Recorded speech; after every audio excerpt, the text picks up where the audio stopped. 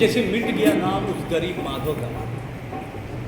माधव आपके बीच, हमारे बीच का ही रहने वाला एक इंसान है। भले ही बड़े लोग उसके अस्तित्व को ना माने, मगर फिर भी वो है। अभी लोग क्या माधव जैसे लोग जिंदा होते हैं क्या? शायद मरे हुए ही पैदा होते हैं। यकीन नहीं आता? तो आइए देखते हैं कि माधव किस रूप में जन्मा।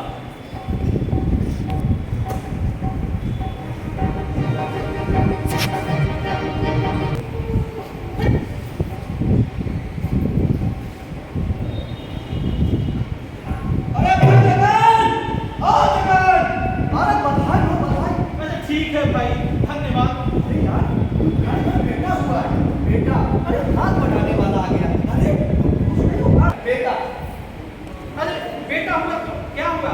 कहने भी दो गणेश भाई, हम गरीब के घर बेटा नहीं मजदूर पैदा होता है। बात करते हो जगत भाई, बेटा नहीं तो क्या होता है? एक और मजदूर, मालिक का हुक्म बजाने वाला मजदूर। ये बात तो तुम ठीक कर रहे हो जगत भाई।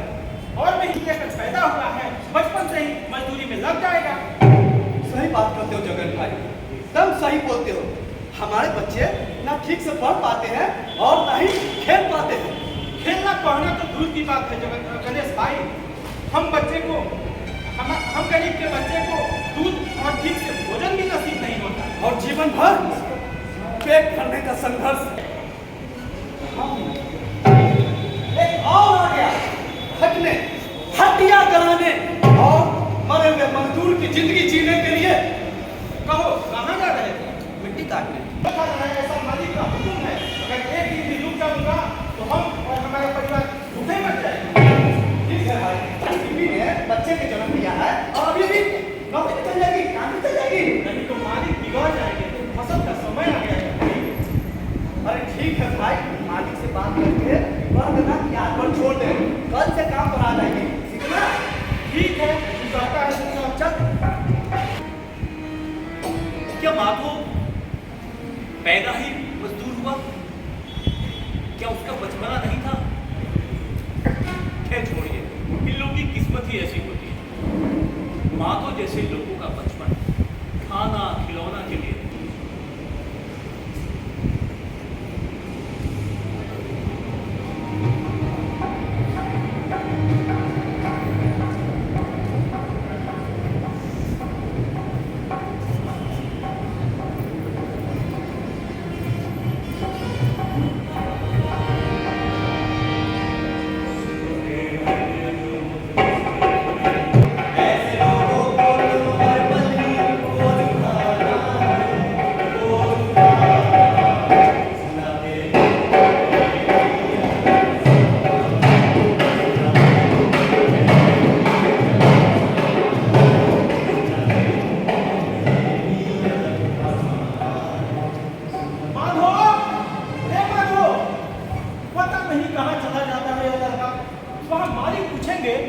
तो मैं क्या जवाब दूंगा?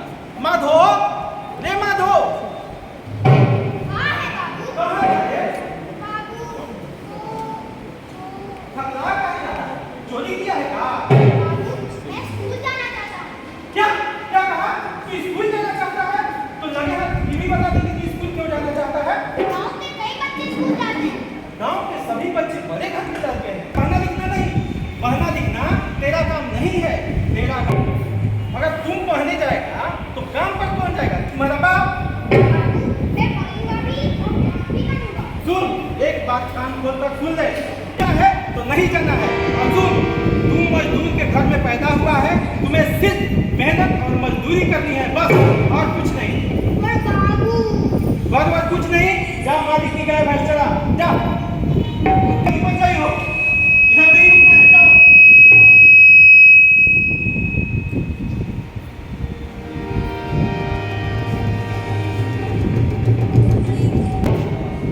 बच्चा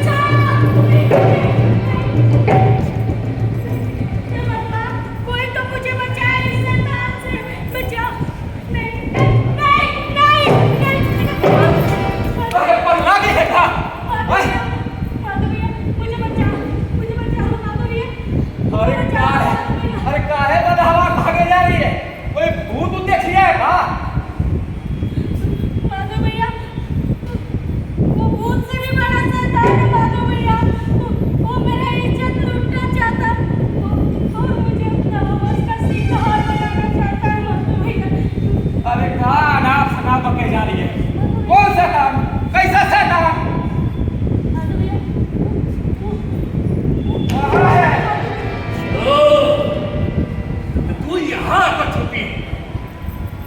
मुझसे बचने के लिए क्या खूब जगह चुनी है तुमने। चला आ मेरे पास।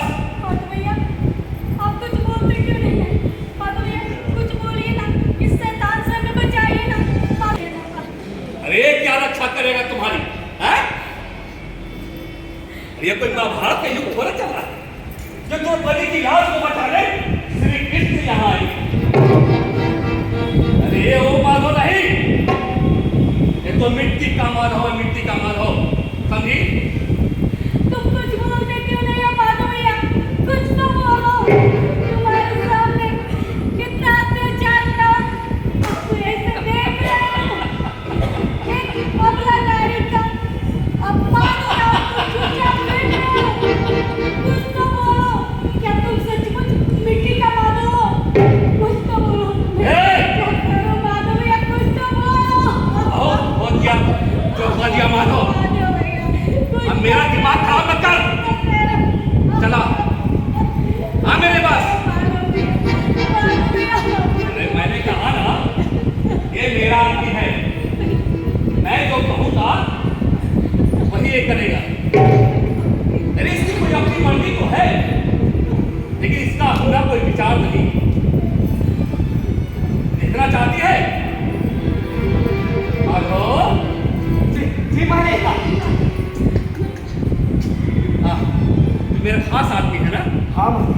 मैं जब कहूँगा मानेगा ना? मानूंगा मालिक। चल ये बोरा उठा और ले जाकर हवेली पर रख दे। जी अच्छा मालिक। चल माधव भैया आप मुझे छोड़ कर मत जाइए। माधव भैया मुझे इसका माधव भैया जी लाया मैं तुमको एक जिंदा इंसान चलाने में लायक नहीं। अरे मैं तो कम से कम जिंदा हूँ। चला आजा मेरी बाहों में। हाँ नहीं कहा ना नहीं नहीं चला ना।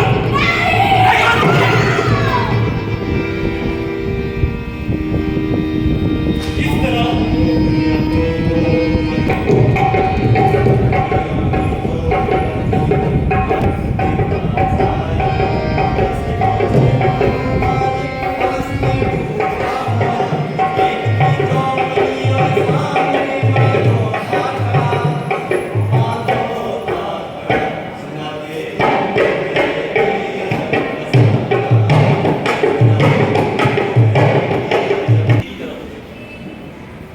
मालिक के हुक्म पर सुबह और शाम बाप जगन मरने से पहले उसकी शादी कर दी और कुछ दिन बाद उसका बाप जगन मर गया और माँ रबिया तो बचपन में ही मर गई। अब घर में केवल अकेली बसंती और माँ को बचा। माँ तो दिन भर मालिक के यहाँ सुनाते तुमको है ये भी अजब फसाना है कि जिसमें आदमी कुछ भी नहीं खिलौना है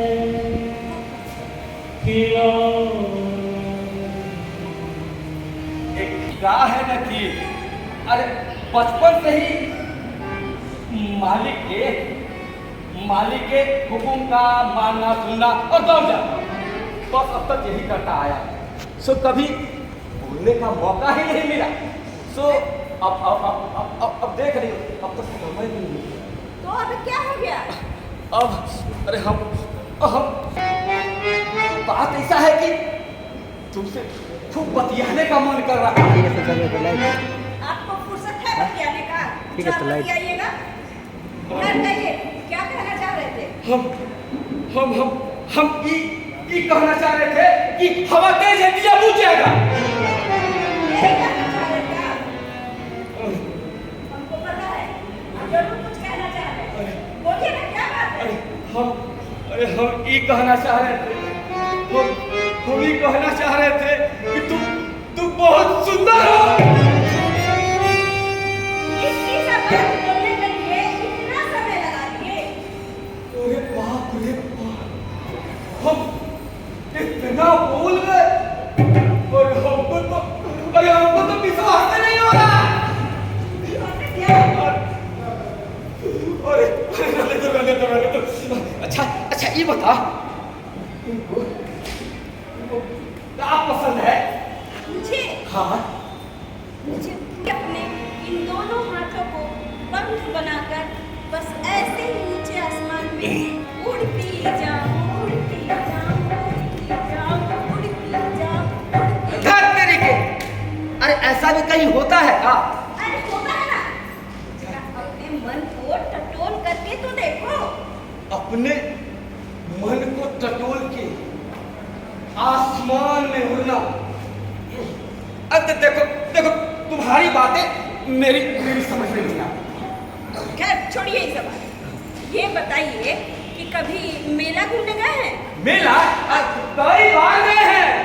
क्या है? हाँ, हाँ। और तो वहाँ वो झूले भी झूले होंगे और वो चाट पकौड़े के सामान भी खरीदे होंगे। अरे ऐसा कुछ नहीं है। बस मालिक के पीछे गए हैं और मालिक के पीछे आ गए। बस हाँ। मालिक के पीछे गए और मालिक के पीछे आ गए। हाँ। अच्छा छोड़िए, ये पास के गांव में एक मेला लगा है। चलिए ना हम लोग घूमने चलते हैं। तुम्हारे साथ हाँ, वो मेरे पीछे नहीं, मेरे साथ।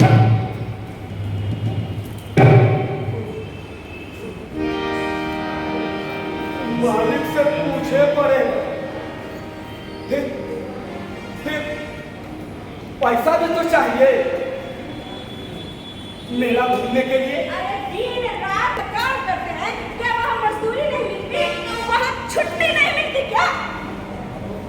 मजदूरी बहुत लंबा हो गया, छुट्टी 15 मिनट का।